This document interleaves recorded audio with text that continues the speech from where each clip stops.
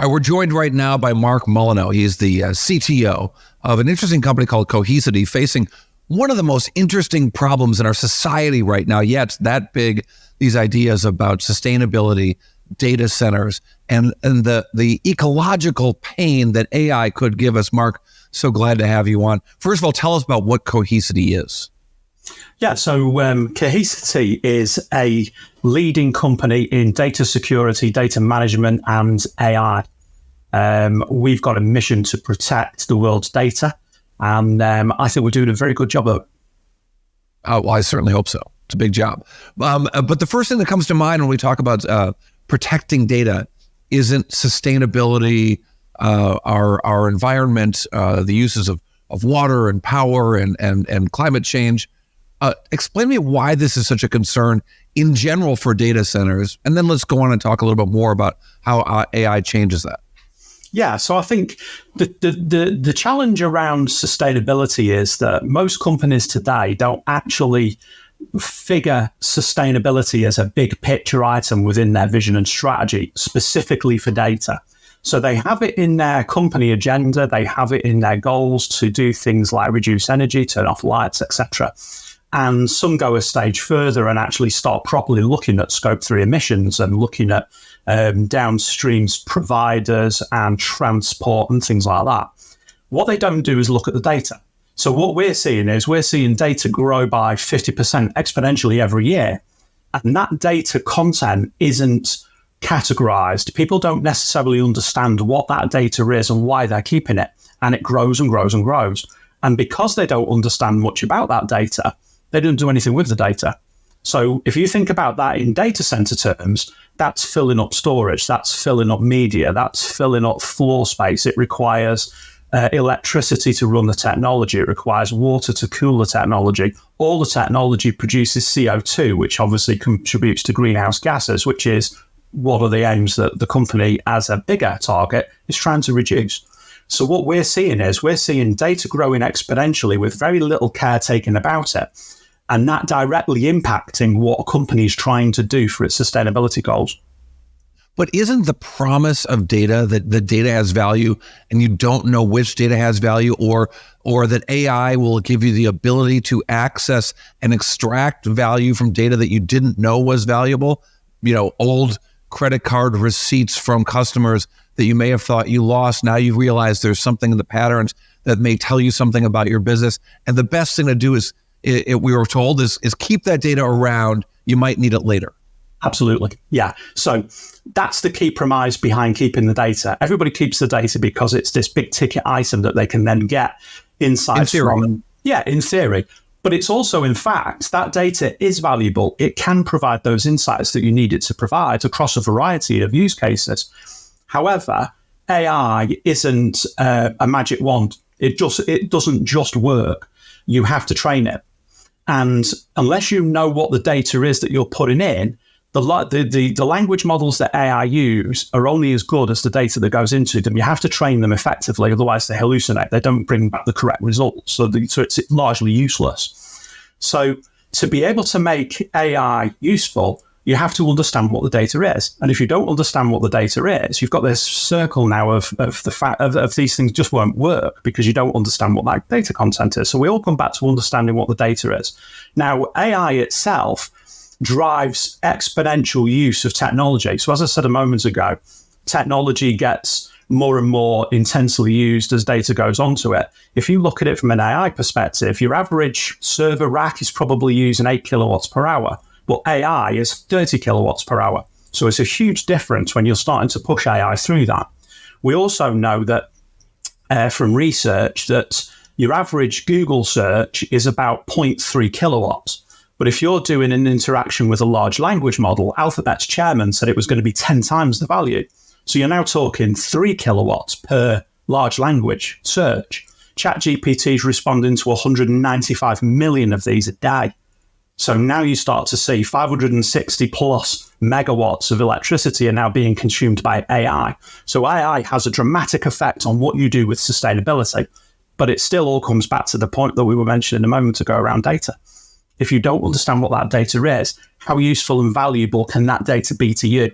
And this is partly where we're advocating as Cohesity that you need to understand far more about your data. We're coming to the party from. Seems like you're also arguing you got to get rid of data that if you don't know what it is, toss it. If you haven't Correct. used it lately, toss it. That's exactly what it is, yeah. I mean, the term that we use for it is defensible deletion.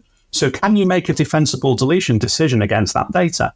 So you're probably holding Corey's shopping list from 10 years ago, maybe pictures of your dog, videos of an old conference call that you did that you needed to keep for a few weeks.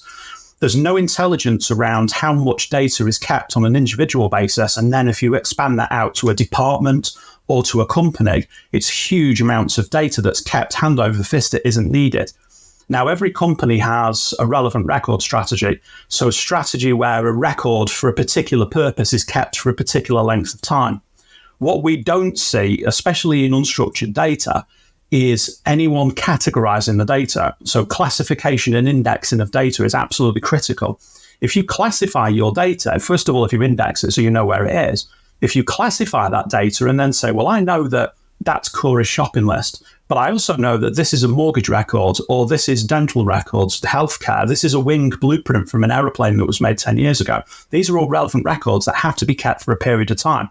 And in some cases, they have to be kept immutable for that set period of time before they can be deleted. But you can start bucketing up in this record strategy to create this defensible deletion, to be able to say, I can make a decision about that data and not keep it. And this is where you start to reduce that volume. This is where you start going on a data diet. This is where you start reducing the volumes of data, which then contribute to what you're doing with sustainability directly. It's a fascinating conversation. I'm thinking of, I couldn't, in preparing for our interview today, I could not help but think of one of my ex-wife's stories. And I don't like to tell these publicly, but I'll share one with you. She saw an episode of Oprah that said, if you haven't used something in 3 years, throw it away. And then went through and threw away all of our old tax records and bank records because she had never used them. And so her decision facing that pile of data was, this is useless data. My position when I returned home and found out that the garbage men had taken away the many years of tax data and banking data was different, we'll just say, to keep it, keep my language out of the 4-letter word zone. My take on the data that someone else decided to toss was very different. How does an organization deal with that? Understanding they've got sustainability and climate goals and they want to limit how much data they're paying for to store, but recognizing that somebody else might have a different view of the value of that data. That's it, exactly. I mean, that's where the relevant record strategy comes in. Every company and I'm not asking for marital advice. No. But it kind of is. I've been married for 30 years, so I wouldn't even dream of giving it. Every company should have a relevant record strategy. And if they don't, they should be creating one. And this applies to every record within their business that has a material value. So every business unit will know what's valuable to them. And in some cases, depending on the industry you're in, it's prescribed. If you're in financial services, you're keeping those loan records and tax records and mortgage records, etc., for set periods of time. That's your relevant record strategy. What I tend to see when I'm talking to customers is there's no correlation between the relevant record strategy at the top of the company that most employees do training for and attest to every year to what actually happens down at the bottom of the company in a backup strategy. What tends to happen is the backup group are told to back up these servers or back up this storage array or back up this piece of data. There's no correlation between the backup policies and the relevant record strategy. And if there was, they would know exactly where all that data was within backup. They would know where it was within storage because it would be clearly marked, it would be classified, and it would be indexed. Now, you can materially get value from that immediately through reporting anyway. Cohesity's product, for example, reports on data content. It reports on ownership, last access, size, type of data, and also elements within the data, P2 data, for example. So you can already go a stage with backup and recovery, if you like. If you then put an AI layer over that, because you've classified and indexed that data, you can now use AI to start to train your large language models, or to use something like retrieval augmented generation to actually create a bucket of that data that you can then query with natural language. So you can go in there and say, hey, I want Corey's tax records for the year 2018, and it'll come back with everything. Or it'll come back that time you underpaid your tax between month 1 and month 6, and it'll come back with that. So you've enabled that data mountain to start materially giving you really strong insights into what you've got on the shop floor. And then you can make a defensible decision against what you do with that data. And there are also legal ramifications about what data is kept and what isn't. I'm thinking about, I think the financial services industry is very strong about this, only because they've gotten into so much trouble from eliminating messages. I think particularly about messages about traders and things that have led to big lawsuits over the years, so that they've have some really rigorous policies about what can be destroyed and what cannot. Absolutely, yeah. I mean, tick data, all sorts of things are kept as part of financial services. But I think after I was lucky enough to be part of the 2008 financial crisis, so I was on a group where we were actually doing data retention. Lucky me. And we were in a retain all mode because we really didn't know what data we needed to keep at that time and how long we needed to keep it for. So we just kept everything because that was the path of least resistance. And in a company, in the company the size of a major financial, it's a risk-weighted decision to say, well, okay, the risk of not having this data and being fined by the regulator is actually lower than the risk of keeping all this data and just spending money on it. And remember, back in 2008, sustainability wasn't the big ticket item that it was today. It was only after COP26 that we started, and the Paris Accord, that we started to see companies worldwide signing up to their government strategy for sustainability goals and agenda. Now it's a material difference. Now you can't just keep going out buying data centers and filling it with storage and filling it with data. You've got to be intelligent about the way you deal with that and how you classify and index that data and tag it for AI use, because then you can get genuine insights from it. And as I was saying, it's not just about the insights that you can get from the data are hugely strong for your business, but as you said, it can go back to the regulator. If you have a security breach, you have to report to the SEC within 72 hours. Well, I'm thinking of 2001 when there was an investment banker in Silicon Valley. I'm pointing to Silicon Valley behind me here. There was an investment banker in Silicon Valley who, upon being informed that the firm was under investigation for some potentially bad practices of paying kickbacks to executives to steer banking business their way, instantly told one of his colleagues to send out an email to everyone saying, remember our policy, delete all your old emails right now. And that became a crux of the case. Yeah.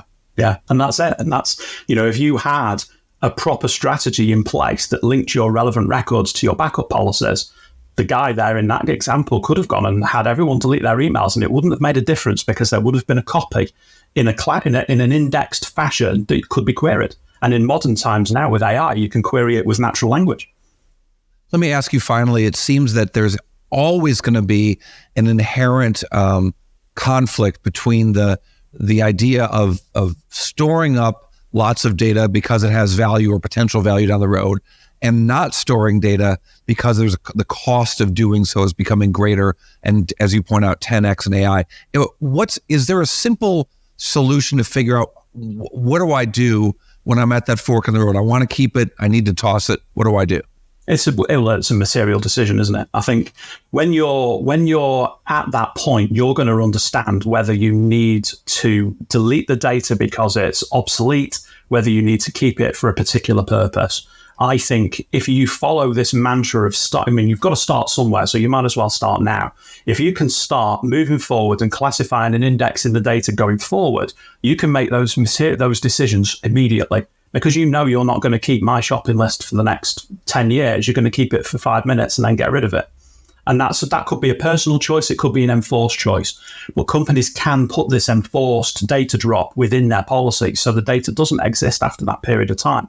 And you start to manage that mountain. So if you know you're growing at 50% a year in your data, but you also know that probably only 30 to 40% of that whole data is actually of any value, why wouldn't you start making those decisions now? Why wouldn't you start driving those numbers now going forward and then kick up something in parallel to go back and look at that other data to make those decisions against it? Because it's all going to go towards your sustainability agenda. As we said before, if AI is going to drive 30 kilowatts per rack, you need to be starting turning some of these racks off, and reducing data is the answer to that. All right, he's the Marie Kondo of data, Mark Folino of Cohesity. Thank you very much. We appreciate your time. Thanks very much.